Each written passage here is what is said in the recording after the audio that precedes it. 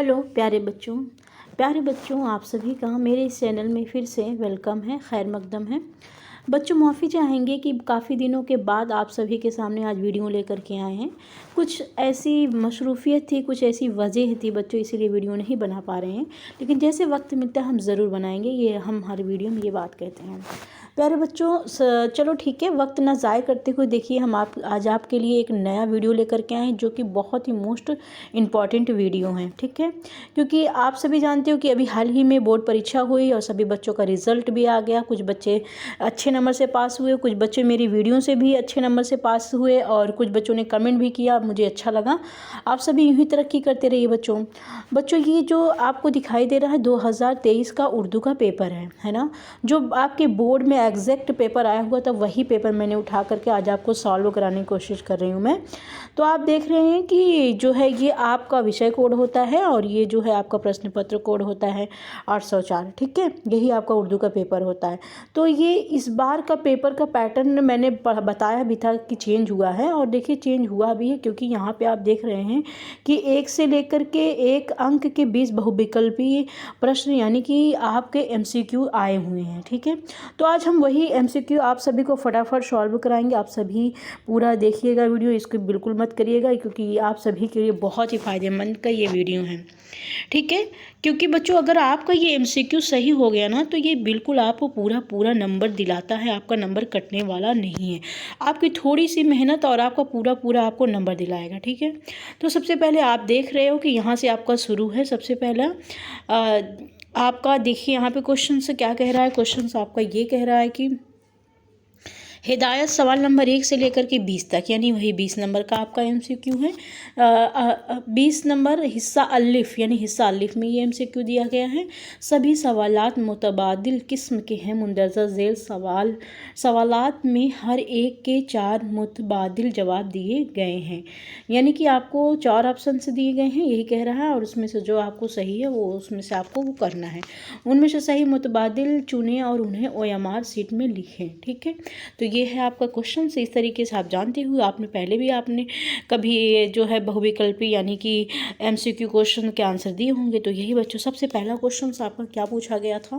Paper आसान भी था, जो बच्चे पढ़े होंगे उनके लिए आसान ही रहा होगा, लेकिन जिन बच्चों की तैयारी अच्छी नहीं रही होगी तो उनके लिए बहुत टफ भी पेपर आया होगा बच्चों। ठीक है, सबसे पहले जो आपका क्वेश्चन से पूछा जाता है, ये देखिए थोड़ा टफ ही क्वेश्चन होता है, क्योंकि ये आपका शेर पूछा गया है कि होती नहीं कबूल दुआ, तर्क इश्क की दिल चाहता हूँ, ना हो तो दुआ में असर कहाँ। ये पूछा जा रहा है कि मुंदरजा झेल वाला शेर किसका है। ठीक है, तो ये शेर किसका, ये बच्चों बहुत डीप नॉलेज होता है। अगर आपने बहुत अच्छे से शायरों के शेर पढ़े होंगे तभी आप इसका जवाब दे पाएंगे, इसीलिए बच्चों काफ़ी अच्छे से मेहनत करने का भी ज़रूरी होता है। तो ये सबसे पहला ये जो आपका सवाल है ये किसका है, ये शेर आपका हाली का है। ठीक है, किसका है ये आपका हाली का है, ये हाल ही का हो गया। अब दूसरा आप देखते हैं कि दूसरा क्वेश्चन से क्या है हमारा। दूसरा क्वेश्चन से हमारा ये कह रहा है कि आबरू ने मज़ाह ने निगाह यारों ने यारो बेरुतबा किया तैग को खंजर को सीना को। ठीक है, आबरू ने मज़ाह ने निगाह यारों ने बेरुतबा किया तैग को खंजर को सीना को। इसमें कह रहा है इस शेर में किस सनत का इस्तेमाल, किस सनात का इस्तेमाल किया गया। सनात यानी कि जो आपका कवायद होता है, जो आपका हिंदी में अलंकार होता है, ये कह रहा है इसमें किस सनात का इस्तेमाल किया गया। तो आप देखेंगे कि इसमें जो है आपका लुफ़ और नस्र है। लुफ़ और नस्र क्या होता है कि पहले किसी बात को जो है फैला दिया जाता है, फिर किसी उसी बात को बटोर दिया जाता है। ठीक है, कभी हम आपको अच्छे से भी इसमें पढ़ा देंगे, लेकिन फ़िलहाल अभी यहाँ पे ये बता रहे हैं कि ये लुफ़ और नस्र है आपका। ठीक है, नेक्स्ट आपका क्या है दिखाते हैं। थर्ड नंबर पे क्वेश्चन, थर्ड नंबर पे जो आपका क्वेश्चन है वो ये कह रहा है कि फ़ानी का पूरा नाम क्या था। तो बच्चों फ़ानी का पूरा नाम था शौकत अली। ठीक है, शौकत अली खान। फ़ानी का पूरा नाम था शौकत अली खान। ये आपका क्वेश्चन, ये तो मान लीजिए आपके लिए ईजी था। ठीक है, अब नेक्स्ट क्वेश्चन पे हम चलते हैं। क्वेश्चन नंबर 4 आपका क्या कह रहा है। क्वेश्चन नंबर 4 आपका कह रहा है कि मिर्ज़ा नौसा किसका लक़ब था। तो मिर्ज़ा नौसा जो था वो गालिब का ही लक़ब था। ये भी मान लीजिए आपका इजी क्वेश्चन है। ठीक है, अब क्वेश्चन नंबर 5 पे चलते हैं हम। क्या कह रहा है क्वेश्चन नंबर 5 आपका कह रहा है कि काफ़िया किसे कहते हैं। काफ़िया किसे कहते हैं, तो पहला कह रहा है कि शेर के पहले कह रहा है शेर के पहले मिसरे पहले मिसरे का पहला लफ्ज़ काफ़िया कहलाता है, ठीक है। दूसरा आपका कह रहा है कि दूसरे मिसरे का आखिरी लफ्ज़ कहलाता है। तीसरा आपका कह रहा है कि जो है वो लफ्ज़ जिसकी तकरार हर शेर में होती। चौथा आपका कह रहा है कि रदीफ से पहले आने वाला लफ्ज़ आपका कहलाता है। तो बच्चों यही बिल्कुल सही है कि जो रदीफ से, क्योंकि आप जानते हो कि आपका काफ़िया रदीफ आपकी गज़ल के पहले हिस्से पहले ही लाइन में आपका आता है, तो जो आपके रदीफ से तुरंत पहले आए वही आपका क्या कहलाता है, काफ़िया कहलाता है, ठीक है। तो यानी आपका ऑप्शन नंबर डी इसमें सही हो गया। अब हम देखते हैं आपका छठा क्वेश्चन से क्या है। छठा क्वेश्चन ये भी बहुत इजी ही था। जिन लोगों ने अगर अच्छे से गज़ल के बारे में पढ़ा होगा वो बहुत तुरंत कैच कर लेंगे होंगे कि मतला किसे कहते हैं, ठीक है। तो मतला हमारा जो होता है वो गज़ल का पहला शेर ही हमारा गज़ल का मतला कहलाता है, ठीक है। आखिरी शेर को नहीं कहते, ना नज़्म का इसमें नाम ही नहीं, क्योंकि ये सिर्फ हिस्सा किसका होता है, ये गज़ल का हिस्सा होता है, ठीक है। तो बिल्कुल यही सही है हमारा। गज़ल के पहले शेर को हम क्या कहते हैं, मतला कहते हैं, ठीक। अब नेक्स्ट क्वेश्चन पे हम आते हैं। आपका 7 नंबर का क्वेश्चन है। ये भी आपका आसान ही था, क्योंकि ये जो है आपका वाहिद जमा से दिया गया। वाहिद जमा मैंने कुछ बताया भी है कैसे बनाया जाता है, ये भी मैंने अपने पुराने वीडियो में बताया है। तो ये कह रहा है 7 नंबर आपका कि लफ्ज़ शीशा की जमा क्या है, ठीक है। तो लफ्ज़ शीशा की जमा है आपका, अशास भी नहीं है आपका, शीशे, ठीक है। शीशा की जमा आपका क्या हो जाएगा, शीशे हो जाएगा। शीशियाँ नहीं है आपका, और आपका इनमें से कोई ये भी नहीं है, ठीक है। तो आपका बिल्कुल सही क्या हो गया, शीशा हो गया, ठीक है। अब नेक्स्ट पे हम चलते हैं 7 नंबर 8 पे चलते हैं। क्वेश्चन नंबर 8 पे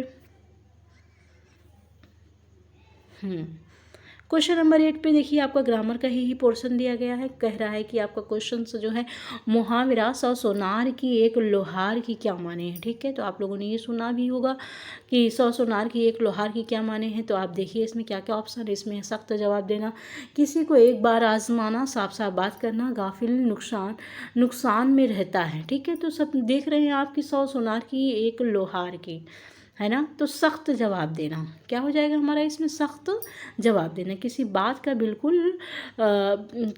का बिल्कुल कॉन्फिडेंस से जवाब देना, यानी कि सख्त जवाब देना, ठीक है। क्वेश्चन नंबर 9 हमारा क्या कहलाता है। क्वेश्चन नंबर 9 ये तो आपके बिल्कुल सिलेबस का ही था और काफ़ी ईजी भी आप देख रहे हो। कह रहा है कि उमराजान अदा का ताल्लुक़ किस तरह की फ़िज़ा से था, ठीक है, किस तरह की फ़िज़ा से। तो आप जानते हो कि उमराजान अदा तो वैसे आपकी पूरी स्टोरी एक तवाइफ पे बनाई गई है, लेकिन ये क्या है, ये उस वक्त के लखनऊ का जो फ़िज़ा थी, लखनऊ की जो आबो हवा थी, ये उस पे बनाई गई है, ठीक है। तो इसमें आप देखेंगे कि अमराए लखनऊ हैं, ठीक है, और शरफ़ाए लखनऊ हैं, तवाइफ़ें, क्योंकि तवाइफ़ें तो सिर्फ उमराजान अदा थी, इसलिए तवाइफ़ें यहाँ कहा नहीं जा सकता है।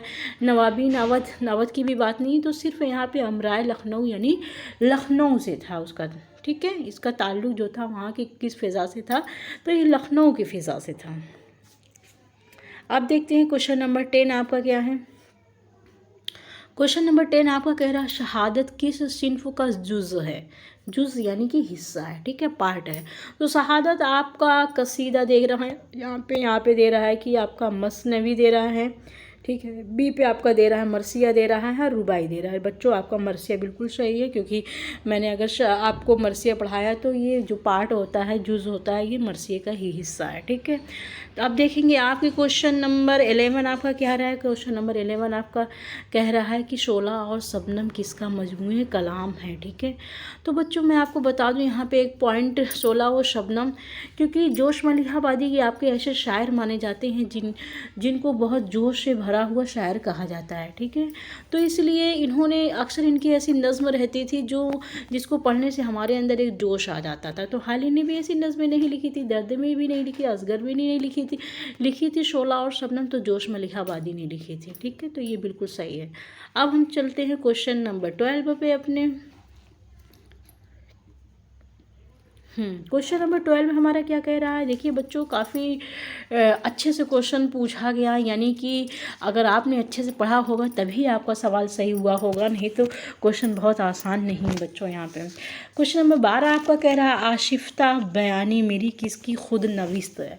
बच्चों आप जानते हैं कि खुद नविस्त क्या होता है। खुद नविस्त यानी कि खुद से लिखा हुआ किसी ऐसे राइटर के बारे में आप बताइए जिन्होंने खुद से आशिफ्ता बयानी किताब खुद से लिखी हो, ठीक है। तो यहाँ पे जो आशिफ्ता बयानी मेरी किताब वो जो है पीतर्स बुखारी की भी नहीं है, ये आपकी रशीद अहमद सिद्दीकी की है। प्रेमचंद भी यहाँ पे दिया हुआ, कृष्णचंद्र, लेकिन ये आपकी किसकी है?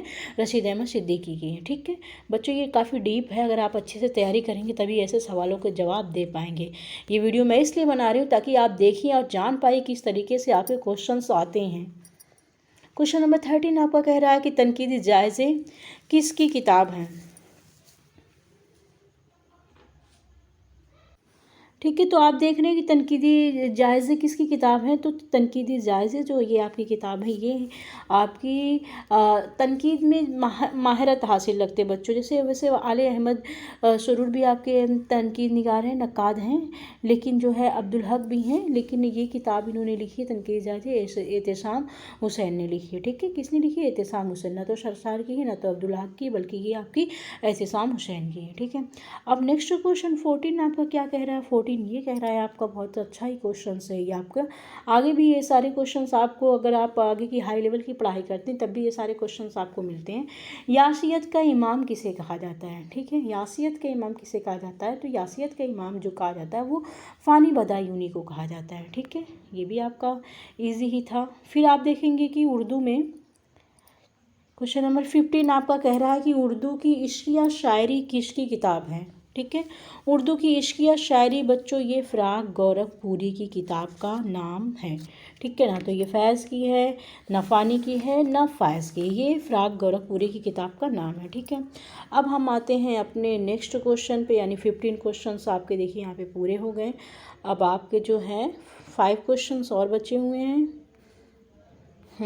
क्वेश्चन नंबर 16, क्वेश्चन नंबर 16 आप देख रहे हो कि जो है मरसिए के अज़ाए तरकीबी किसने मुतय्यन किए थे? यानी जो मरसिए के आप हिस्से देखते हैं, पार्ट ऑफ टाइप आप मरसिए के देखते हैं, वो किसके थे? तो वो किसने डिवाइड किया था? तो ये मीर ज़मीर ने किया था। ठीक है, किसने किया था? मीर ज़मीर ने किया था। अब आप देखेंगे क्वेश्चन नंबर 17।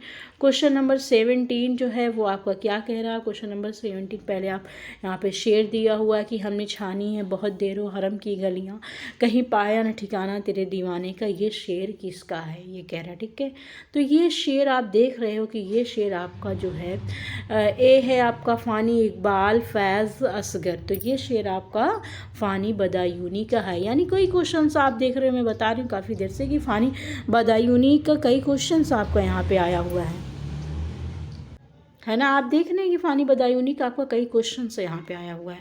अब आप देख रहे होंगे क्वेश्चन नंबर 18 आपका क्या कह रहा है? 18 ये भी कह रहा है, देखिए मरसिए के भी कई क्वेश्चंस आए हुए हैं बच्चों। मान लीजिए इस बार मरसिए से कई क्वेश्चन पूछा है, तो कसीदा से नेक्स्ट टाइम क्वेश्चन ज़रूर करेगा, तैयारी के लिए आप कसीदा ज़रूर याद करिएगा, है ना।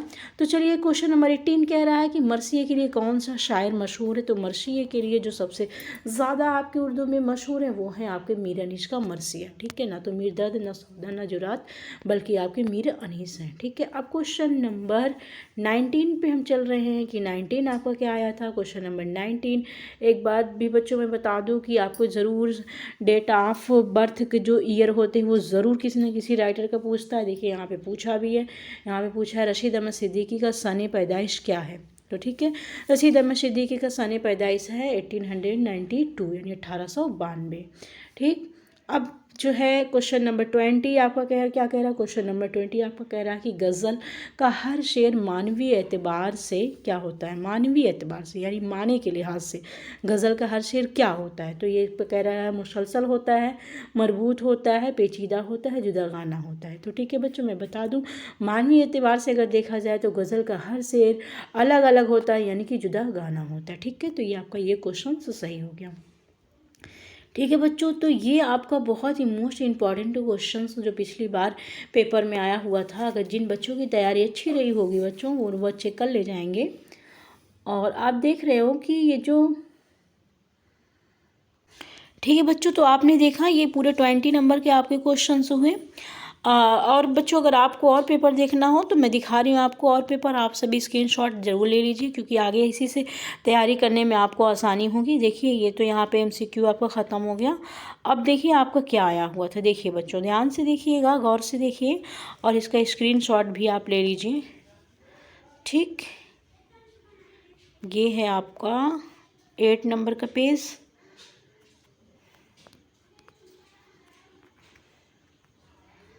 ओके, इसका भी आप ले लीजिए जो आपका 9 नंबर का पेज है। ओके बच्चों, तो एक बार मैं फिर से आपको शुरू से दिखा दे रही हूँ। आप सभी देखिए पूरा paper, total complete paper. Screenshot आप इसका ज़रूर ले लीजिए क्योंकि ये आपके बहुत काम का है। ओके, ये है आपका लास्ट पेज।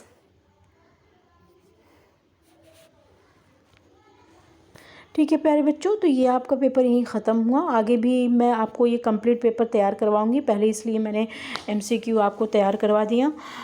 बच्चों आप सभी से एक गुजारिश है कि बच्चों आप सभी देखते हो वीडियो, मुझे बहुत अच्छा लगता है, लेकिन बच्चों प्लीज़ आप सभी जो है वीडियो देखने के साथ साथ आप सभी कमेंट ज़रूर करें और ज़रूर लाइक करें।